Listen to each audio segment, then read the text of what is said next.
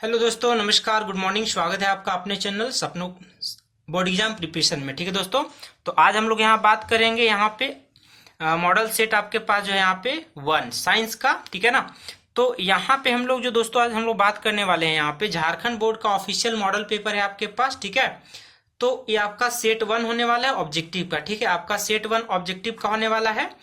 और हम लोग यहाँ पे क्लास 10 का जो साइंस यानी कि विज्ञान हिंदी मीडियम हम लोग उसको आज डिस्कस करने वाले हैं। आपका वार्षिक परीक्षा में आपको पूछा जाने वाला है। आपका ऑफिशियल मॉडल पेपर है जो कि झारखंड बोर्ड का वेबसाइट में अपलोड किया गया। ठीक है दोस्तों, तो मैं हूँ दोस्त आपका डीके सिंह। ठीक है, और मैं आपको तैयारी कराता हूँ आपके अपने चैनल के माध्यम से, जिसका नाम है बोर्ड एग्जाम प्रिपरेशन। ये आपका चैनल का हैंडल हो गया। ठीक है दोस्तों, तो आप इस वीडियो को यहाँ पे लास्ट तक देखेंगे ताकि आपका प्रॉपर रिवीजन हो पाएगा। ठीक है दोस्तों, पहले मैं ऑब्जेक्टिव यहाँ पे डिस्कस कर दे रहा हूँ, उसके बाद मैं सारे सब्जेक्टिव आंसर को आपके साथ शेयर करूंगा। ठीक है दोस्तों, और अगर आप मेरे चैनल पे अगर मान लीजिए नए हैं तो मैं आपको बता दूं कि मैंने पहले से भी जो है फिजिक्स, केमिस्ट्री, मैथमेटिक्स और इंग्लिश वगैरह बायोलॉजी का कुछ क्वेश्चंस इंपॉर्टेंट मैंने आपके छाट के वहां पे अपलोड किया हुआ है। ठीक है, तो काफी सारे क्वेश्चन मैंने इस मॉडल पेपर को आने से पहले भी मैं वहां पे जो है डिस्कस कर दिया हूं, और इस मॉडल पेपर को आने के बाद ही मैं डिस्कस करूंगा। और एक बात मैं यहाँ पे बताऊं दोस्तों कि जितने भी क्वेश्चंस यहाँ पे झारखंड बोर्ड ने अपलोड किया है, जो कोडरमा डिस्ट्रिक्ट के उपायुक्त के द्वारा जो है वहां पे इस चीज को लेकर वहां पे मॉडल से डिजाइन किया गया है, तो उसमें मैंने सारे क्वेश्चंस को देखा और देखने के बाद मुझे जो अपना एक्सपीरियंस के आधार पे पता चला कि उसका सारा आंसर्स ऑलरेडी हमारे वीडियो में हमारे चैनल पे अवेलेबल है। ठीक दोस्तों, तो काफी सारा क्वेश्चन वहां पे रिवीजन कर सकते हैं। वैसे ये जो मॉडल सेट आया हुआ है इसका भी मैं फटाफट आपको कंप्लीट करा दूंगा, चाहे सब्जेक्टिव है चाहे ऑब्जेक्टिव है। तो फिलहाल हम लोग यहाँ फोकस करते हैं दोस्तों आपका ऑब्जेक्टिव यानी कि एमसीक्यू जो पेपर यहाँ पे साइंस का ये पहला सेट है। ठीक है ना, तो चलिए बिना देरी किए हम लोग इसको डिस्कस करना शुरू करते हैं। ठीक है ना, तो पहला सवाल यहाँ पे देख लेंगे आप कि आपके पास जो क्वेश्चन यहाँ पे दिया गया है क्वेश्चन नंबर 1। ठीक है ना, तो यहाँ पूछा गया है कि निम्नलिखित में से किस पदार्थ का लेंस बनाने के लिए प्रयोग नहीं किया जा सकता। ऑप्शन है जल, कांच, प्लास्टिक, मिट्टी। ऑप्शन हो गया डी। ठीक है, सेकंड नंबर क्वेश्चन आपके पास है कि प्रकाश की किरणें गमन करती है, हमेशा सीधी रेखा में गमन करेगी, तो ऑप्शन बी करेक्ट हो गया। ठीक है, ऑप्शन नंबर यहाँ पे आपको देखना है, टिक करते चले जाना। ठीक है, क्वेश्चन नंबर यहाँ पे आ जाइए 3 में आ जाइए। ठीक है, तो 3 में बोला है कि आपतन कोण और परावर्तन कोण में देखना है। तो आपतन कोण और परावर्तन कोण क्या होता है, बराबर। जब आपतन कोण 60 है तो परावर्तन कोण भी 60 ही होगा। ठीक है ना, हम लोग ऐसे बनाते हैं ना, इस प्रकार से। ये देखिए आपके पास इस प्रकार से किरण यहाँ पे आती है, इस प्रकार से किरण यहाँ पे जाती है, आपके पास ऐसे हो गया। ठीक है ना, सतह हो गया। यहाँ पे क्या बनता है, आपतन कोण, यहाँ पे क्या बनता है, परावर्तन कोण। ये हो गया आपतित किरण, ये हो गया परावर्तित किरण, ये हो गया अभिलंब। ठीक है ना, ये हो गया आपतन कोण, ये हो गया परावर्तन कोण। दोनों आपस में क्या होगा, बराबर होगा। ये आपका परावर्तन का नियम होता है। ठीक दोस्तों, तो आपतन कोण 60 डिग्री है तो परावर्तन कोण भी 60 डिग्री हो गया, तो करेक्ट आंसर क्या हो जाएगा, बी। ठीक है ना, चलिए आगे बढ़ते हैं हम लोग। यहाँ पे 4 नंबर पूछा गया कि पानी में अंशतः डूबी हुई पेंसिल टेढ़ी प्रतीत होती है, हल्का। ठीक है ना, कारण क्या है, अपवर्तन के कारण। ठीक है, उसके बाद देखिए यहाँ पे आपके पास क्वेश्चन नंबर 5, किसी माध्यम के अपवर्तनांक का मान होता है, क्या होता है, कैसे निकालेंगे, तो sine I by sine R से निकालते हैं, आपका फॉर्मूला होता है। ठीक है, क्वेश्चन नंबर 6, निर्वात में यानी कि वैक्यूम में प्रकाश की चाल, स्पीड ऑफ लाइट कितना होता है, 3 × 10⁸ मीटर पर सेकेंड। हम लोग को 9th क्लास से ही सिखाया जा रहा है। ठीक है ना, आपको डायरेक्ट याद रखनी चाहिए। ठीक है, क्वेश्चन नंबर 7 यहाँ पे देख लेंगे। क्वेश्चन नंबर 7 यहाँ पे है कि मानव नेत्र है ना, मानव नेत्र अभिनेत्र लेंस की फोकस दूरी को समायोजित करने या करके विभिन्न दूरियों पर रखी वस्तुओं को फोकसित कर सकता है। ऐसा होने का कारण क्या है, तो ऑप्शन आपका हो गया समंजन। इसका कारण क्या है, समंजन। ऑप्शन बी आपका करेक्ट आंसर हो गया। ठीक है दोस्तों, चलिए आगे बढ़ेंगे हम लोग। 7 नंबर तक क्वेश्चन आपको फटाफट यहाँ पे देख लीजिए।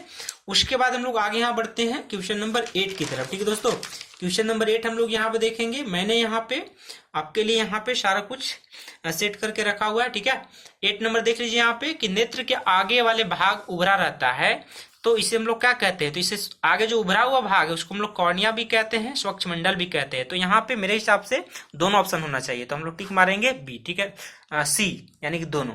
नेत्र गोलक के लंबा होने का कारण क्या होता है और इससे कौन सा दोष उत्पन्न होता है, तो ये हो गया निकट दृष्टि दोष। कौन सा दोष होगा, निकट दृष्टि दोष। ठीक है ना, चलिए सवाल नंबर यहाँ पे 10 देख लीजिए। अवतल लेंस द्वारा जो है अवतल लेंस द्वारा किस दोष को ठीक किया जाता है, दूर किया जाता है, तो इसका आंसर हो गया निकट दृष्टि दोष। ठीक है, सवाल नंबर 12, 1 इलेक्ट्रॉन पर कितना आवेश होता है, हम लोग को याद रखना है, पहले से 9 क्लास में भी सिखाया गया है, 10 में भी सिखाया गया है, 1.6 × 10⁻⁻19 कूलम। ठीक है ना, ठीक है। अब आइए हम लोग सवाल नंबर 12 की तरफ। सवाल नंबर 12 यहाँ पे है कि 2 ओम, 3 ओम और 6 ओम को प्रतिरोध को जोड़ा जाता है किस क्रम में? सर्व क्रम में, यानी कि पैरेलल समांतर क्रम में। तो हम लोग क्या जानते हैं, 1/r बराबर क्या होता है, 1/r1 plus 1/r2 plus 1/r3, यानी 1/2 प्लस 1/3 प्लस 1/6, ठीक है ना। तो यहां से क्या निकलेगा, यहां से निकलेगा 6 ले लेंगे एलसीएम, तो आ जाएगा 3 प्लस 2 प्लस 1 मतलब 6/6, तो कट के कितना हो गया 1, तो ऑप्शन ए हो गया करेक्ट आंसर। पासर्व क्रम बोला गया है, श्रेणी बोलता तो R1 R2 R3 जोड़ देते तो 11 हो जाता, लेकिन पासर्व बोला है तो आंसर 1 हो गया। ठीक है दोस्तों, चलिए अब बोला है यहाँ पे क्वेश्चन नंबर 13 कि फ्यूज को विद्युत युक्ति के साथ किस क्रम में जोड़ा जाता है? डायरेक्ट श्रेणी क्रम में जोड़ेंगे।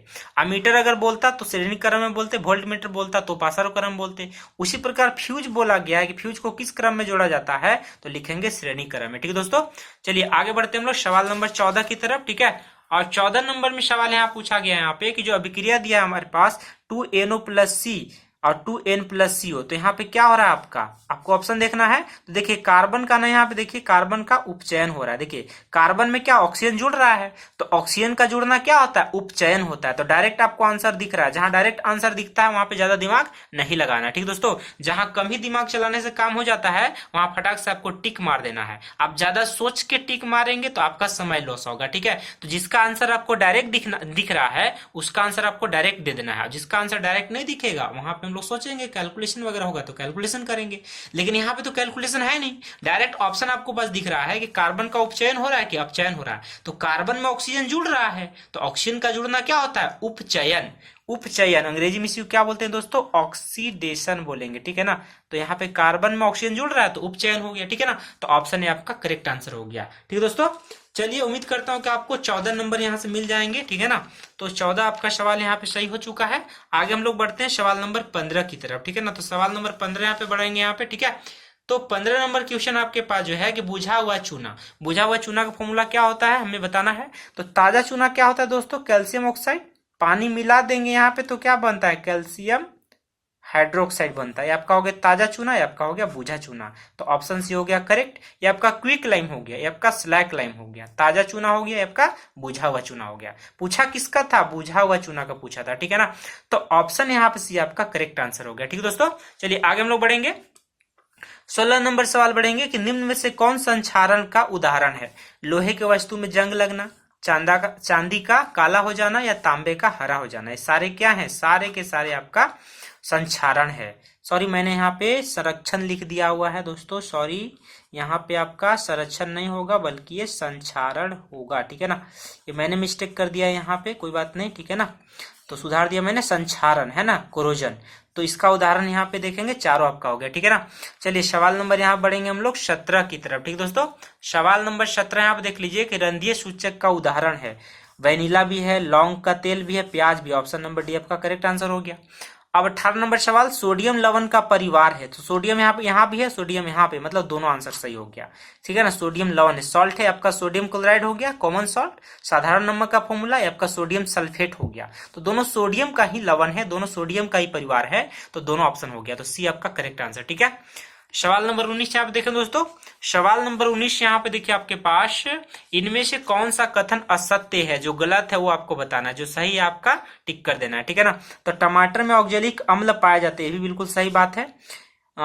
इमली में साइट्रिक अम्ल पाए, ये गलत बात है, तो ऑप्शन बी आपका करेक्ट हो गया। क्षार का उपयोग साबुन बनाने में किया जाता है, ये भी सही बात है। अम्लीय वर्षा का पीएच मान जो होता है 5 से 6 के आसपास होता है, उससे कम भी होता है।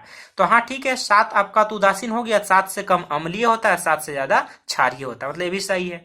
तो ए सही है, सी सही है, बी सही है। गलत कौन हो गया, बी हो गया। असत्य कौन हो गया, बी हो गया। ठीक है दोस्तों, चलिए आगे हम लोग बढ़ेंगे सवाल नंबर 20 की तरफ। तो एंटासिड जो दिया है उसका उदाहरण बताना है आपको। तो एंटासिड का उदाहरण कौन होता है, यहाँ पे आपका बेकिंग सोडा भी होता है, मिल्क ऑफ मैग्नीशियम भी होता है, मतलब दोनों। ठीक है ना, तो लिखेंगे सी नंबर। ठीक है, आगे बढ़ेंगे हम लोग। सवाल नंबर यहाँ पे आपका 21 हो गया। कौन सा धातु उष्मा का कुचालक है। कुचालक का मतलब क्या होता है दोस्तों, बैड कंडक्टर। कुचालक का मतलब क्या होता है, बैड कंडक्टर ऑफ हीट, है ना। तो उष्मा का कुचालक कौन है यहाँ पे, तो लेड भी होता है, मरकरी भी होता है, तो लेंगे यहाँ पे सी नंबर, दोनों। ठीक है दोस्तों, चलिए सवाल नंबर आपका 21 भी यहाँ पे फिनिश होता है। आगे बढ़ेंगे सवाल नंबर 22 की तरफ। ठीक है ना, तो 22 नंबर सवाल यहाँ पे देख लीजिए कि निम्न में से कौन सा कथन असत्य है। ठीक है, यहाँ पे आपको फॉल्स बताना है, कौन गलत है। फॉल्स यानी कि असत्य कौन है उसको बताना है। ठीक है, तो यहाँ पे आपका 22 नंबर देख लीजिए, आयोडीन चमकीला धातु, बिल्कुल सही बात है। हीरा सबसे कठोर होता है, भी सही बात है। गैलियम और सोडियम का गलनांक बहुत कम होता है, आसानी से काट सकते हैं, भी सही बात है। ग्रेफाइट विद्युत का कुचालक होता है, ये आपका गलत बात हो गया। ऑप्शन डी आपका असत्य है। ठीक है ना, क्योंकि ग्रेफाइट क्या होता है, विद्युत का चालन करता है, तो चालन करेगा ना तो सुचालक हो गया, यानी कि कंडक्टर हो गया। लेकिन ऑप्शन में क्या दिया है, कुचालक दिया है, मतलब ये आपका असत्य बात हो गया। ठीक है ना, ये आपका गलत बात हो गया। ठीक है, आगे बढ़ेंगे हम लोग सवाल नंबर 23 की तरफ। ठीक है, तो सवाल नंबर 23 आपका यहाँ पे हो गया, इनमें से सबसे अभिक्रियाशील, ये आपका अभिक्रियाशीलता श्रेणी का सवाल हो गया दोस्तों। सबसे अभिक्रियाशील कौन है, पोटेशियम। सबसे कौन है अभिक्रियाशील, पोटेशियम। ऑप्शन डी करेक्ट हो गया। 24 नंबर, इनमें से कौन धातु जल के साथ अभिक्रिया नहीं करेगा। लेड करेगा क्या, नहीं करेगा। कॉपर करेगा, नहीं करेगा। सिल्वर नहीं करेगा, मतलब डी आपका करेक्ट आंसर हो गया। ठीक है, 25 नंबर आ जाइए, सीना बार जो दिया है किस धातु का अयस्क है। डायरेक्ट आपको याद रखना है मरकरी का। मरकरी का अयस्क क्या होता है आपके पास, सीना बार। ठीक है ना, सवाल नंबर 26 यहाँ पे देखेंगे, इनमें से कौन ऑक्सीकारक का उदाहरण है। ठीक है ना, कौन ऑक्सीकारक है। क्षारीय पोटेशियम परमैंगनेट, इसको हम लोग लिखते हैं KMnO4। ठीक है, यहाँ पे हो गया अम्लीकृत पोटेशियम डाइक्रोमेट, मतलब K2Cr2O7 हो गया। ठीक है, दोनों यहाँ पे हो गया, मतलब ए और बी दोनों, यानी कि उपयुक्त सभी। ऑप्शन नंबर सी करेक्ट हो गया। ठीक है दोस्तों, चलिए आगे हम लोग बढ़ेंगे फटाफट। यहाँ पे 26 नंबर सवाल आपका कंप्लीट हो चुका है। यहाँ पे आगे बढ़ेंगे सवाल नंबर 27 की तरफ, और 27 नंबर सवाल आप देखेंगे अपने मोबाइल स्क्रीन पे। यहाँ पे तो मैग्नीशियम पाया जाता है, कहाँ पाया जाता है, डायरेक्ट आपको पता होना चाहिए, क्लोरोफिल में पाया जाता है। ब्रिक का संबंध किससे है, उत्सर्जन तंत्र से। ठीक है ना, आपका हाँ एक सवाल मैं आपको बता दूं दोस्तों कि आपको जब सब्जेक्टिव क्वेश्चन जब मैं डिस्कस करूंगा तो मैं वहां भी बताऊंगा। पहले मैं बता चुका हूं कि सारे तंत्र का जो फिगर होता है, चित्र आपको बनाना है, लेवल डायग्राम बोलते हैं हम लोग ना, नामांकित चित्र बोला जाता है कि श्वसन तंत्र, उत्सर्जन तंत्र, पाचन तंत्र, प्रबंधन तंत्र, जनन तंत्र, मादा जनन तंत्र, या आपका हो गया आपका नर जनन तंत्र। तो सारे जितने भी जनन तंत्र होते हैं हमारे इंसानों में, सारे जनन तंत्र का कोई एक आपसे जरूर पूछा जाता है, वो आपका 3 नंबर का सवाल होने वाला है। ठीक है ना, तो आपसे पूछा जाता है कि उसको आप जो है नामांकित चित्र बनाइएगा, तो सारे का आप नामांकित चित्र प्रैक्टिस कर लीजिएगा। अभी मैं यहाँ पे देखा तो मुझे डायरेक्ट याद आ गया, तो मैं बता दिया आपको। ठीक है ना, बाकी मैं इसको डिस्कस करूंगा। ठीक है, तो फिलहाल यहाँ पे सवाल क्या था कि ब्रिक का संबंध किससे होता है। ठीक है ना, किस तंत्र से होता है, तो उत्सर्जन तंत्र से। दोस्तों सवाल नंबर 28 का ए हो गया सही आंसर। ठीक है, 29 नंबर यहाँ पे देखेंगे कि पौधों में भोजन का स्थानांतरण के लिए उत्तरदायी है, कौन उत्तरदायी है। ठीक है ना, तो हम लोग यहाँ पे क्या देखने हैं, सवाल नंबर 29 यहाँ पे भोजन जब मतलब यहाँ पे बन जाएगा, भोजन जब बन जाएगा तो उसको नीचे कौन लाता है यहाँ पे, तो होता है फ्लोएम। ऑप्शन आपका बी। नीचे से ऊपर, जड़ से ऊपर ले जाता है, खाना बनाने का जो काम होता है वो जाइलम कराता है, लेकिन जो बना हुआ जो भोजन, पका हुआ जो खाना होता है उसको फ्लोएम क्या करेगा, उत्तरदायी होता है उसको ट्रांसफर करने का, स्थानांतरण करने का। तो ऑप्शन बी आपका फ्लोएम करेक्ट आंसर होगा। ठीक है दोस्तों, चलिए हम लोग आगे बढ़ेंगे सवाल नंबर 30 की तरफ। ठीक है ना, 29 सवाल आपको फटाफट यहाँ पे कंप्लीट हो गया, फटाफट आप मेरे साथ रिवीजन करेंगे। ठीक है दोस्तों, चलिए सवाल नंबर 30 हम लोग यहाँ पे देखेंगे। सवाल नंबर 30 यहाँ पे देखिए, मोबाइल स्क्रीन में आ चुका है आपके पास कि थायरॉक्सिन के स्रावन के लिए कौन सा तत्व आवश्यक होता है, तो आयोडीन।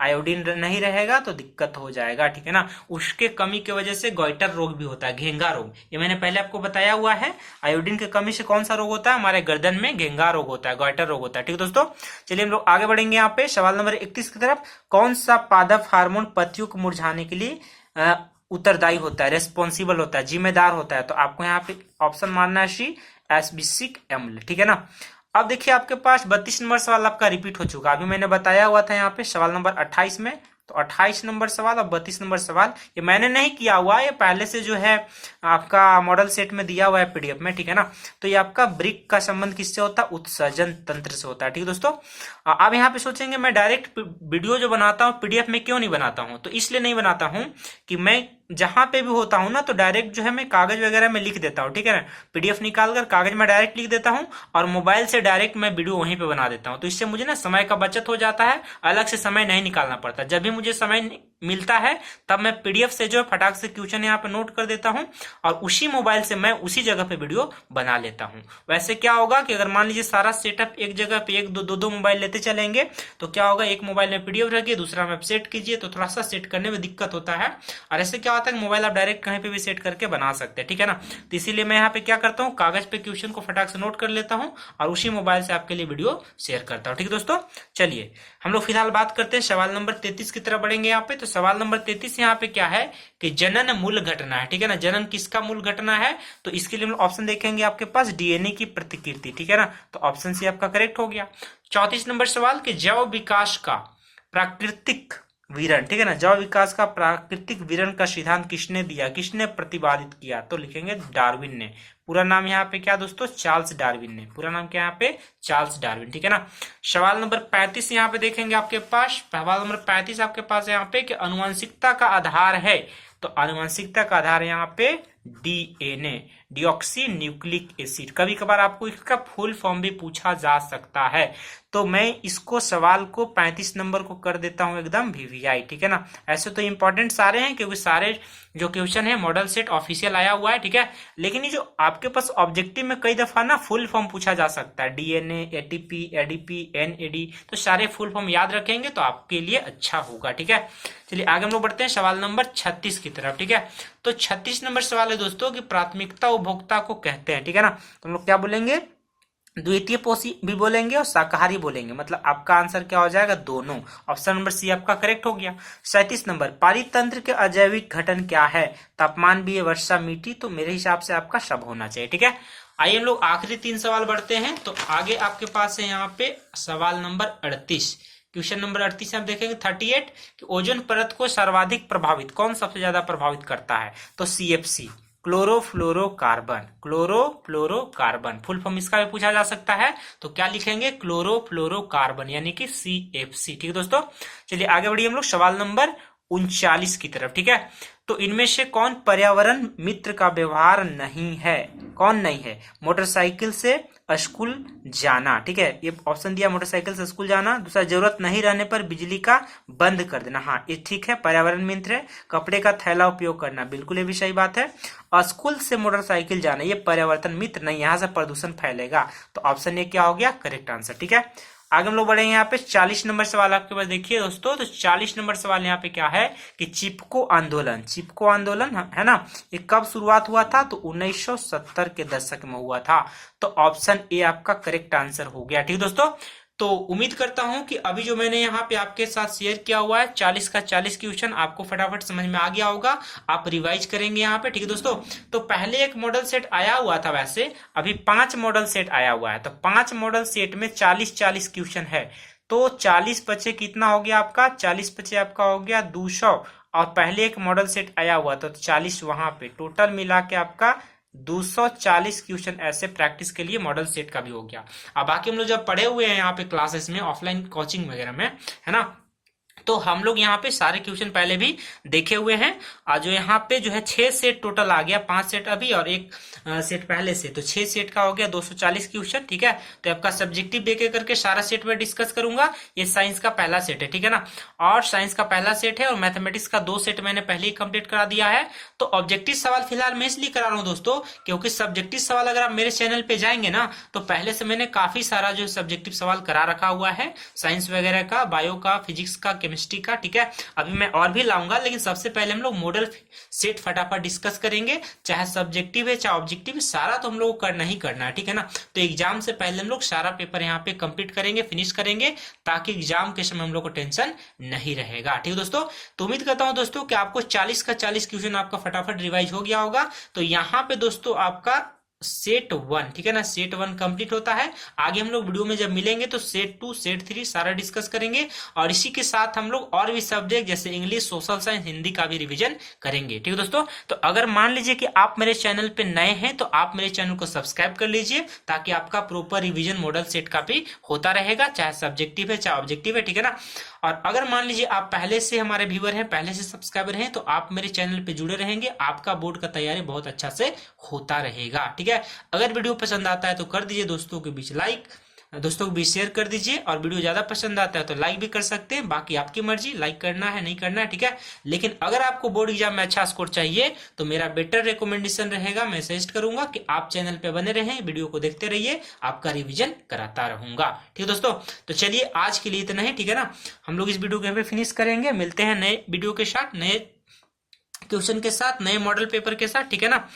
तो आज के लिए हम लोग इतना ही यहाँ पे फिनिश करते हैं, तब तक के लिए जय हिंद, वंदे मातरम, खुश रहिए, बोर्ड एग्जाम का तैयारी करते रहिए, ठीक है ना।